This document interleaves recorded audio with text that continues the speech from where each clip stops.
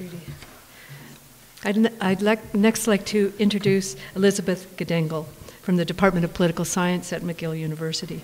Elisabeth Gidengil is an internationally recognized expert on electoral behavior and democratic engagement.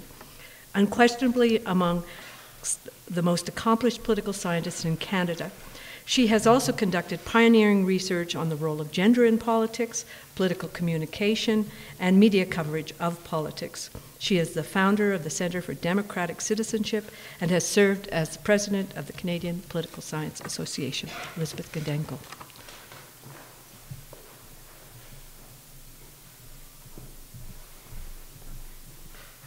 Thank you. It is indeed a great honor to be here. I'll get into talk about my research very quickly. 50 years ago, women were less interested in politics than men were. Women were less confident of their political abilities than men were, and women were less informed about politics. Of course, in the last 50 years, women's lives and experiences have been transformed.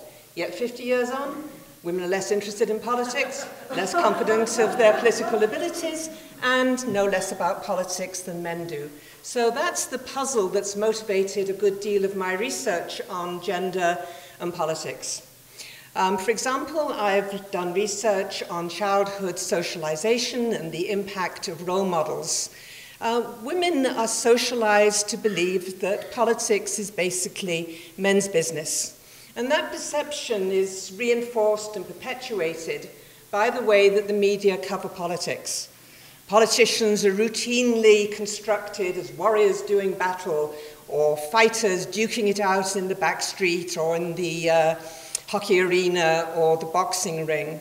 Well, we don't conventionally associate women with the battlefield or the boxing ring. So the not so subliminal message is that women don't really belong in politics. Politics is just another game that really interests men.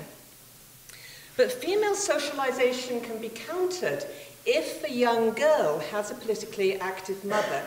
In fact, having a politically active mother can outweigh the socializing impact of adult experiences like parenthood and marriage and so on. I've just been doing a study with a colleague in Finland where we have data on the actual turnout of parents and their adult children. Well, a young woman is much more likely to vote if her mother votes. That's true whether she's just turned 18 or whether she's approaching her 30s. The father's influence, I'm sorry guys, matters much less, and the mother's influence persists even when the young woman leaves the nest. Interestingly, the comparable effect of fathers on sons is much, much weaker. The knowledge gap is particularly perturbing.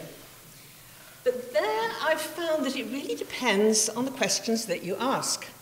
So men typically do much better when you ask what I'd call conventional knowledge questions. Who's the premier of your province? Which party forms the official opposition in Ottawa? Ask women about aspects of politics that relate to their daily lives, and the gender gap reverses. The gender gap in political knowledge also turns out to reflect the fact that men are more likely to guess. And of course, some of the time, they guess correctly. Why are men more likely to guess? I think it's a matter of social desirability bias.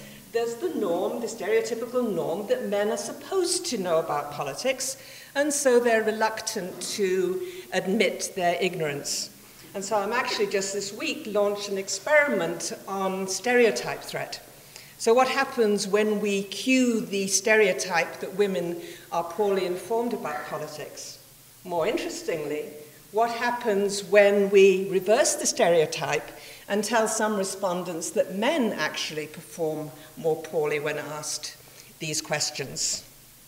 Another experiment that I'm engaged in at the moment is looking at negativity in the news. Because one obvious question is, why don't women pay more attention to what's going on in politics? So this experiment is asking whether women and men respond differently to negativity in the news.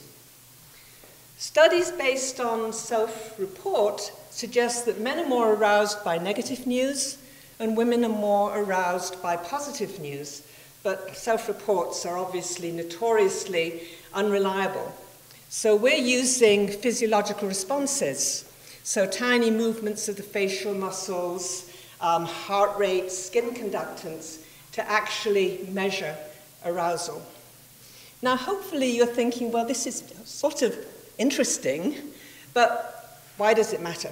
Well, I think it matters a great deal if women know less about what is going on in politics. The problem is that often women aren't simply uninformed, they're misinformed. So they're less likely to know what the parties are promising, but they're also more likely to get it wrong. I'm having to cut this really short. It wouldn't matter so much if women and men had the same priorities and took the same positions on the issues of the day, but they don't. Women are typically more concerned about healthcare, education, the environment, and social programs, and men tend to be more concerned about taxes and about the economy. And it's not just the priorities that are different. Policy attitudes can differ as well. Women tend to be more resistant to the use of force than men are. They tend to be more dovish on military matters. They tend to be more opposed to the death penalty. They're more open to changing social mores, especially on issues like same-sex marriage. And of course, they're much stronger supporters of a strong social safety net. Now, I've been emphasizing gender gaps, and I'm obviously aware that there are pitfalls. We risk homogenizing the views of women and men. We risk buying into sort of the good parts of gender stereotypes when we characterize women as being more caring and more compassionate. Most importantly, though, we risk overlooking the fact that the differences among women often exceed, by quite a good deal, the differences between women and men. So yes, women know less about politics than men do, but the gender gap in knowledge is dwarfed by the gaps that separate poor women from affluent women, women born in Canada from women who came as immigrants. And it's not just a matter of differences in conventional political knowledge. Low-income women who rent their homes are less likely to know where to go to contest a rent increase. Racialized women are often less likely to know where to go to lodge a complaint about discrimination. So just to end, I'm currently working on a book with my colleague Brenda O'Neill at the University of Calgary that is focusing very much on these differences among women. So thank you.